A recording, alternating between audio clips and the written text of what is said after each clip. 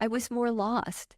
And I think if I had these practices sooner, it would have been helpful. But there were some wonderful books that helped me. Hello, everyone, and welcome to the Practical Shamans podcast, where I tend to interview published authors about new books that they have coming up and things that I think my audience would be inspired to learn about. And today I have a special guest, Lisa Tenner, who's written the book Breathe, Write, Breathe.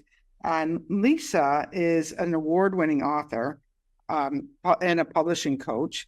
She's known for helping writers easily access creative flow, free their voice, and bring forth their best work. She's the author of this new book, Breathe, Write, Breathe, 18 Energizing Practices to Spark Your Writing and Free Your Voice, which offers ancient mindful movement and breathing techniques to access a state of creative flow at will. She served on the faculty of Harvard Medical School's CME publishing course for over a dozen years, and she holds a bachelor's and a master's degree in management from MIT and is certified by RP Qigong to teach empowerment and happiness Qigong. Her previous book, The Joy of Writing Journal, won 5 book awards, including the Nautilus, IPPY, and Ben Franklin Book Awards. And another thing I would like to say about Lisa is she offers these weekly writing studios where twice a week, Wednesday nights and Thursday, writers, don't know that they're all authors yet, come together and they write separately, but they use these practices that she describes in her new book, Breathe, Write, Breathe, in order to get in the flow, to talk to their muse, and to sit down and write, and then midway share a couple of ideas if they want, or continue writing, and then at the end come back together as a group.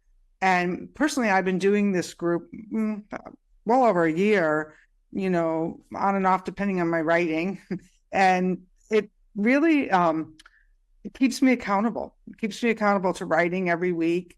It takes me out of I'm too busy. I get away from my work break and I come back and I actually do these exercises, do these breathings, and sit down, and I tend to, crank out about 1,200 words every week. And hopefully I crank out more than 1,200 words in the week. But if I don't, I've cranked out at least 700 to 1,200 words in 1 week. And so welcome. Thank you. It's great to be here with you, Renee. So tell us what inspired you. I love the cover and the colors, and you can see it behind her head, so I don't have to keep holding it up. But what inspired you to put this book together? So it happened in Qigong class, and probably I would guess a lot of your listeners are familiar with Qigong, but just in case, it is a Chinese martial art that's been around for thousands of years, and in one form or another, and is an internal art, right? It's not necessarily about fighting, but more about, at least in the way that we practice it, is about internal cultivation. So it's a spiritual practice, mind, body, and spirit, I would say. And it's a wonderful practice for really just kind of getting hooked up to your inspiration, right? Really just connecting with that essence that we are, and therefore easily accessing a flow state. I'm sorry, it's so hot here, and I have to keep my Oh, she's talking about hot. It's 120 here. I'm not buying it's hot, but we don't have AC though, but maybe, I don't know. Oh, you don't have AC? No. So you better get some. Maybe. So in any case, Qigong is this incredible practice. And what happened was that in my Qigong class with my first teacher, Leah Franklin, I would get these inspirations and I would stop in the middle and go running, looking for pen and paper, and just jot down these ideas because they would just start flowing. And soon that became an idea for this book. And I worked on it for 8 years on and off. And another book idea came on in the middle. And so I stopped and worked on that other book and actually wrote and published the other book first. It was an easier book in a lot of ways. I feel like this book is the distillation of so many, of my career in some ways and how it's evolved. And so I feel like I'm really giving my best stuff here to really help writers cultivate flow and get their best ideas. So I feel really, really excited to share this book. Well, I'm sure that there's probably, because we're talking about authors and somebody's a writer coach, there's probably a lot of aspired writers out there. My developmental editor the other day said that the hardest book to write is the second book. And I totally understood what she meant, because in the first book, you learn how to write. Mm-hmm. And so I just took a walk on the El Camino and walked over 100 miles. And, compare that to Qigong. I've been writing a book proposal, and I came back and that book proposal is still sitting there, and I'm working on a third project. And all of a sudden I sat down and I, whipped out 25,000 words in a matter of, 3 weeks. And so if you're writing at home, and she can tell you the inspiration comes from walking, and it comes from Qigong, and it comes from being in nature. And so tell people how in your book you're incorporating all of these different ideas, because I did a writing retreat with you on the coast of Rhode Island, and there's nothing more magical. It's true. It's true that being in nature and being in a really special place in nature is so powerful, and for any kind of creative activity, and certainly for writing. And the Taoists knew that, right? The original practitioners of Qigong that knew that this mindful movement and doing it in nature, especially, can really just line us right up with our creative source. And so we do mindful movement, and there's a lot of research that shows that mindful movement, especially mindful movement that is exercise and mindful movement that relaxes, both contribute to creative flow. So wonderful thing about Qigong is this mindful movement both is exercise and it relaxes. So it gets our blood flowing, it gets energy moving in our bodies, but it also tends to relax everything, so that there's this incredible ability for flow now to occur. And some of the exercises are Qigong and they're movement oriented. There are others that I had studied polarity therapy a long time ago, over 2 decades ago. And there I learned polarity yoga, which are some yoga breathing techniques and other techniques that I think originally come from Kundalini, but they're simplified. So they're very easily accessible. And we learn these elemental breaths: earth breath in through the nose, out through the nose, very grounding. Water breath in through the nose, out through the mouth, very flowing. So depending on what you're looking for in the piece that you're writing, you may want to go for a particular kind of breath. And so I shared those breaths in Breathe Right, Breathe Two. And as you know, Renee, I use QR codes so that as you're reading the book, you can just scan with your phone. And now, rather than having to read something and follow along, you can just do that practice with me on your video. Thank you for showing that. Or you can listen to the guided visualization or meditation or breathing technique, so that you don't have to keep looking at the book to do that piece. You can really immerse yourself. And of course, if it's visualization or breathing, you might want to close your eyes. So I feel like I'm giving people a whole workshop or course in a book. And it's really exciting to be able to deliver that depth, I think, and level of engagement to people. Absolutely. And that readers or listeners is a new style of book. Like, it's kind of like with some more self-publishing options and things like that. It allows the reader to actually have a 3D experience instead of, just on the page or just the Audible, but that you can actually go over there and have that experience. What are your, I know some of your Qigong moves, because, we do them weekly. What are your favorite Qigong moves for writers? So one of my favorites is the one that we begin all the Get You Ready Done classes with, which is Qigong bouncing and shaking, because you're moving the whole body and it relaxes everything. And so there is just this deep level of letting go that allows us to get in that flow.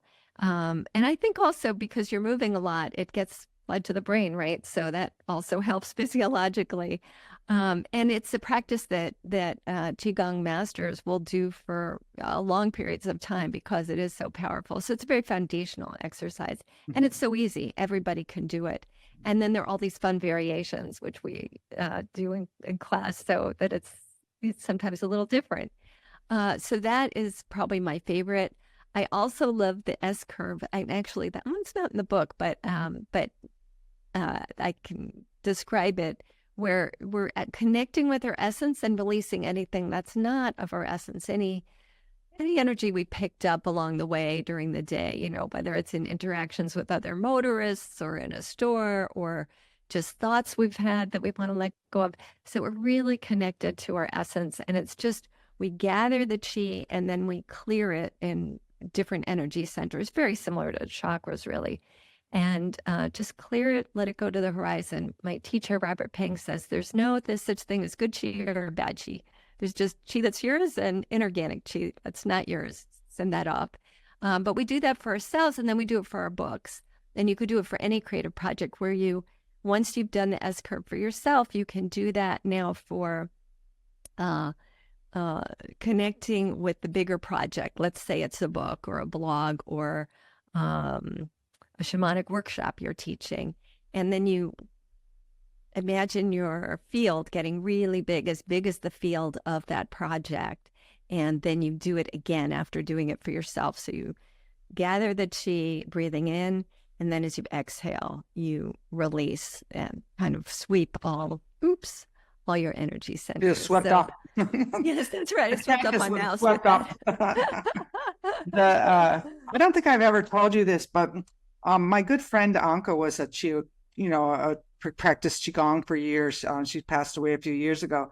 And when I was writing Winds of Spirit, which some of you who are listening know is a Hay House book, she would clear it. Every time that I would get stuck on it, she would take the whole manuscript. I just got chills. I'd bring it over there, or she'd come over here, and she'd clear the whole manuscript and allow me to, be free from, my own limiting blocks and energies around, how it should look, what it should be like, and all of that, which we, as writers, we can get so caught up. And I think this is a really good thing, is we get so caught up in who we think is going to read the book and how we start writing for that. And so any of these practices that can get you from that. I have a question. So MIT, this means, you come from the smarter side of the railroad tracks here.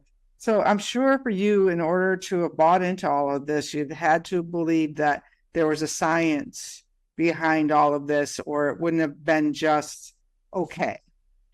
Oh, that's so interesting. I would say maybe the opposite, that, I bought into science, kind of early on, right? I was like good student. So, whatever they told me, I believed. And I think there's a lot of value to science, no question. But I had an illness when I was running a nonprofit for 10 years and got chronic fatigue syndrome. And that was really my spiritual awakening. And then because I had chronic fatigue, I was willing to try anything and everything that might help me heal, and really discovered a spiritual life, because my father was atheist and my mother was, I would say, mostly agnostic, although I think she had a spiritual life, but she didn't talk about it very much.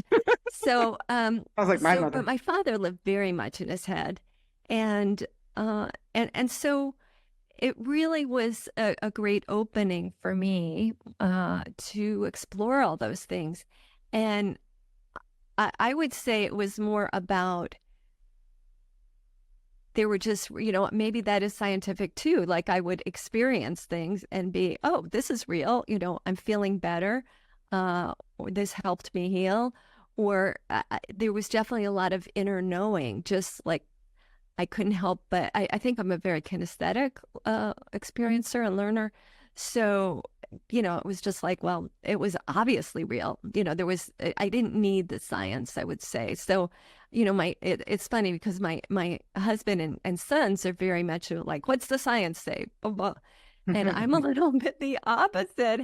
Even though I went to MIT, I'm more about like, what's my intuition say? What do I know is true? So I definitely, look at science, but I think I have more trust in the inner worlds than what I see out there. Because the other thing that MIT taught me, right, is that if you want to prove anything, you can prove it. All you do is futz with the data, right? You play with that data and make it say anything you want. And I had so many classmates who were working in labs and would share how, their professors said, this is the result we want, and you're going to find a way to get it from the data. So I have a lot of mistrust of science because, I saw what happens with that data. It depends on who funds that study. That's interesting because if you go to her writing coaching groups, a lot of doctors come to you. Yeah. So this book isn't just for doctors, but why? What do you think the attraction towards? Because Qigong has some science behind it, I would imagine. So what do you think the attraction to that? Those more educated writers into this Qigong science and breathing work. Is there a correlation? That's a great question. I mean, I think we all have a mystical side of us, and some of us, kind of suppress it or aren't as familiar with it. So I think there is some curiosity. And also, I think a lot of the doctors who come are very open-minded, right? So they're a self-selected group. I think anybody who's attracted to what I have to offer is open to what these practices can do for them. And I think, part of how they came to me is I was on the faculty of Harvard Medical School's publishing course until it stopped being offered. So that was over a dozen years.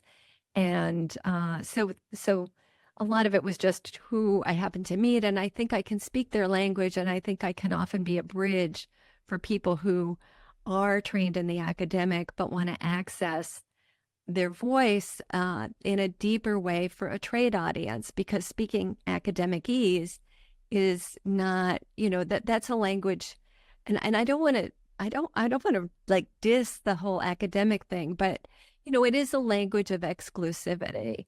And when you want to really reach people with your message, reach a broad group and not this, very specific group, then you want to speak a language that's conversational and that brings things to life, and that's colorful and that employs all the senses. And I think these practices and these exercises, because they put us in our body, we're not just in here like telling things and kind of concocting something just from our heads. We're using our whole self. Mm-hmm. And I think that is what makes these practices so powerful, and what draws people who are realizing, hey, I don't want to speak academese, so how do I learn this other way? Well, this other way is actually intrinsic to being a human being. It's just about relearning, right?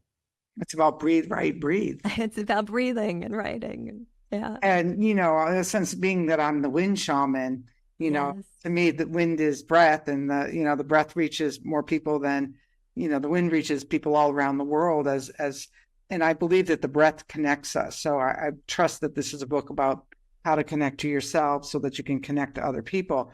Who is going to read your book? Like who, when you were writing it, we always write, I think we write for ourselves, but I also believe we also write thinking like, who is going to read my book? So who did you write this book for? It's such an interesting question, because I thought I was writing it for people who are my clients, right? They're tend to be around our age and experienced and have even a body of knowledge and wisdom to share. But as it turned out that I realized at one point, oh, I'm also writing, maybe even more so, for people who were me in my 20s and early 30s, before I really had that level of expertise. It was more, I knew I wanted to write. I felt somewhat blocked. I had a lot of personal work to do, I think, to unblock and become the writer that I am. And I was more lost.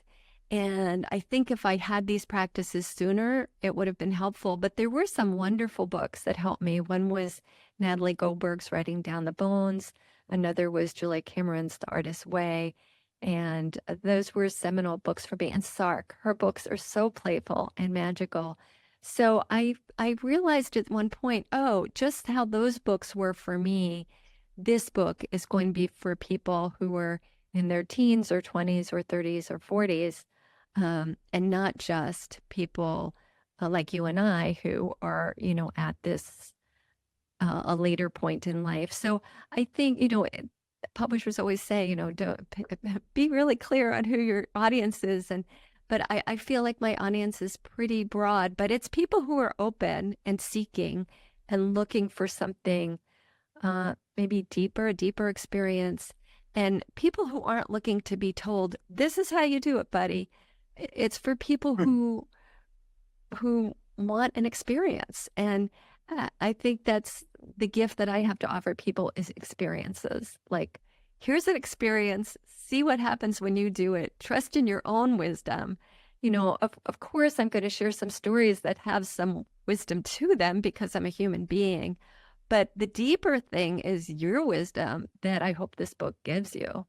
So what would be like, so say 10,000 people read this book this year, and they probably will.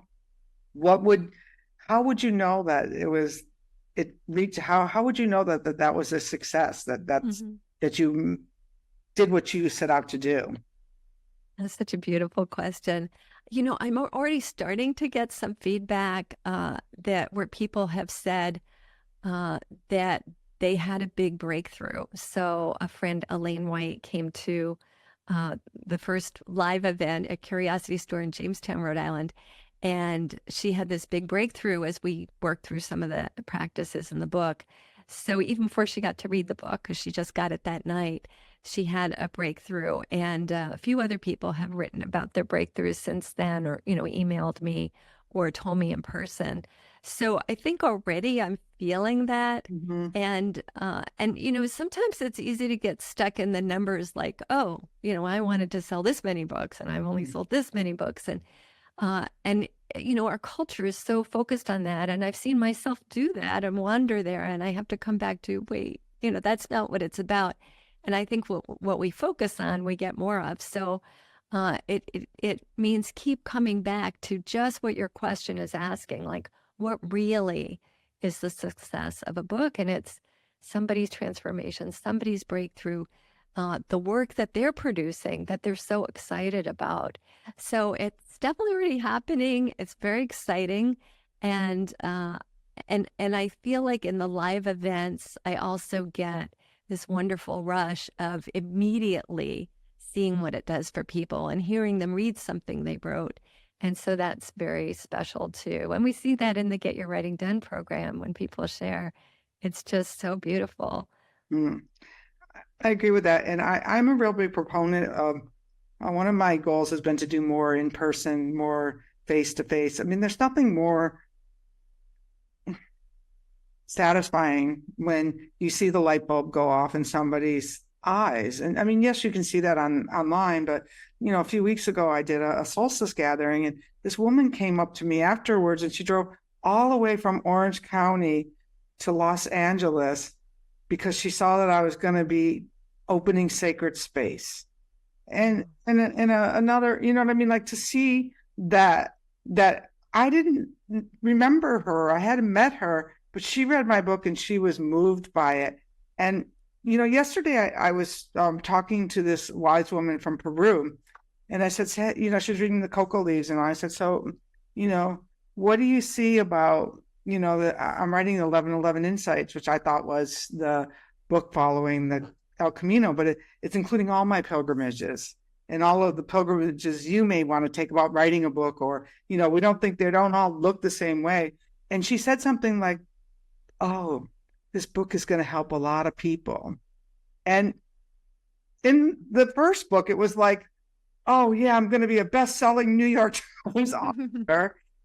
And I realized that the switch that happens when you're writing from this heart place that you write from in this book that you're producing, that could be that I made a big difference in one person's life, or that one person touched another million people, or one person touched another 100 people. you just don't know the seeds you're planting. And one of the ways, and I don't know if you realize this, but for me, you make awesome prompts. She's like the prompt queen. And so she'll make a prompt. And for me, it was like such a gift to write from a prompt, which I didn't, because I was stuck. I wrote a book. I was a disappointment when I wasn't a New York Times bestselling author, and I didn't write again for 6 years. So your prompts were brilliantly in those jumping things, those bounces, what you call them. They work. And so I publicly want to thank you for getting me back in through the prompts into really some writing. And so I want to let people know that, tell them about how they find you, how they find your work. And, besides buy the book, authors, if you want to write a book, buy our books, because you're going to be sitting here one day in 2 years, a year, 3, 10, buy your book. And so I'm telling you right now, the best way to get that good karma going is to buy the author's book now. But how do people reach you? Thank you. Well, my website is lisatenner.com, lisatenner.com. And I'm on Instagram, Lisa Tenner Writes, Facebook. I do have a Facebook group. Actually, if you buy the book, you can just join the Facebook group by scanning the QR code in the book. But it is Write and Create with Lisa Tenner, and I'm on LinkedIn, Twitter, etc. And I do have this wonderful group that you'll see Renee if you join that, which is Get Your Writing Done, and you can find that on my website too. But it's a wonderful way to really make these practices a weekly part of your life, and you can even come twice a week and really benefit deeply from using them in a supportive community of, I think, really, really special people. So those are some ways. And I do want to say too that I'm so excited to hear about this third project, because before going on the El Camino, I know you were working on one book, which I am confident will still come out. But now it sounds like there's also this really deep book about journeys. Or you didn't call it a journey. What did you call it? Right now, the working title is 1111 Insights, Tales from the Trail. And it's about finding your own inner pilgrim and how that looks for you. And it's really, it's surprising me as to where it's going, which, if you're a writer, when you show up and put that butt in the seat, it will always surprise you as a writer where it's going. But it's a combination of what I saw on the El Camino in Peru and Chile, and all the big pilgrimages that I took, so you don't have to, so you can come and find that journey at home. And it's going to have some reflection questions, and it's going to have some mythological, like, I think I was to be a myth person, and I didn't know it at the time, but I loved the research of finding the story that matches the experience. And so it'll have that. And it's going to come out this fall, Lisa. It's and the best part about it, I don't know if you've seen, but I'm sharing on Facebook these sketches that I'm doing. Me and AI are making these sketches of myself hanging for dear life on the Ferris wheel at the end of the El Camino journey, trying to get over my fear of this 200-foot Ferris wheel. And so I'm putting them, I'm using AI to get the sketch that I want, and then I'm sending them to an artist who's actually going to make like coloring book sketches for this book. It's like a project creative on steroids. Oh, I love it. That's so exciting. You're going to love it. And the listeners are going to love it too. I think it's going to be because it's really funny, maybe taking off the pressure of, becoming the New York Times bestselling author and stuff is going to make something that's far more fun and creative. Yeah. Not to say that Winds of Spirits is not a great book. I have one final question that I want to leave the readers with. And thank you for asking about my stuff too. I love these conversations that are like two-way and not, just because we want people to get in. We want people to get inspired. We don't want to be talking heads at you, but there's something that Lisa does that is very shamanic in nature, where she takes you to meet your muse. And so I don't think that she's prepared to take us to meet our muse right now. But just would you want to talk about that their muse is calling, and what does that mean? Yeah, I'd love to. And actually, that exercise did come out of a journey that somebody took me on, and I didn't consider it a soul retrieval, and she did it for a bunch of people in a workshop I was offering. But when I came out of the trance, I kind of lost her at one point, and when I came out of the trance state, I could feel this energy of something, and it was clearly a part of me that came back. So it ended up being a soul retrieval. So that whole exercise came out of a soul retrieval. But meet your muse, I think of the muse as that creative part of us. And sometimes people experience that creative part of coming from somewhere else, right? And sometimes people experience it as coming from deep within. And it really doesn't matter. It's all the same thing. Sometimes the muse shows up. We do a guided visualization. Sometimes the muse shows up as an animal, right? An animal ally, or a wise being, or it could be a color, or just a felt sense of connecting with something. So it really varies. Sometimes it's light, it just, or that voice in one's head. And, but it's, uh, and it can change. It can change too. Sometimes it's very specific to the book. I had a woman who was working on a book about a sailor or a fisherman who died at sea. It was her brother-in-law, and her muse was showed up as the ocean. That was probably specific to the book. In another book, it would have been different. But when we connect with the muse in that way, and you let somebody guide you, I think it's just very, very powerful. So it is in both my most recent books, The Joy of Writing Journal and Breathe, Write, Breathe. I have that exercise, and it is with a QR code. You can listen and experience it, and you can come up with some questions for your muse before you do it. But also, when I work with people individually, we will come up with questions that help them get to where they're going, questions for the muse, and I go over the list with them once we've put those together based on our conversation. And then based on the answers we get from their muse, I'll record those, but I'll also maybe ask additional questions that naturally come based on their answers. So it's a really powerful way to, again, connect with your inner wisdom to access this incredible resource that is there for you. Well, thank you for this wonderful interview. And again, you have to go by Breathe, Write, Breathe if you want to go meet your inner muse, because she's got a QR code there for you. And I really want to thank you so much for being here. Thank you for holding space for my writing and the inspirations that I have. And I look forward to bouncing with you again real soon. Me too. Thank you, Renee. It's been such a pleasure. And to everybody who's listening, I'd love to hear what these practices do for you and what comes out of it. So let me know. Thank you, everyone. We'll see you again real soon.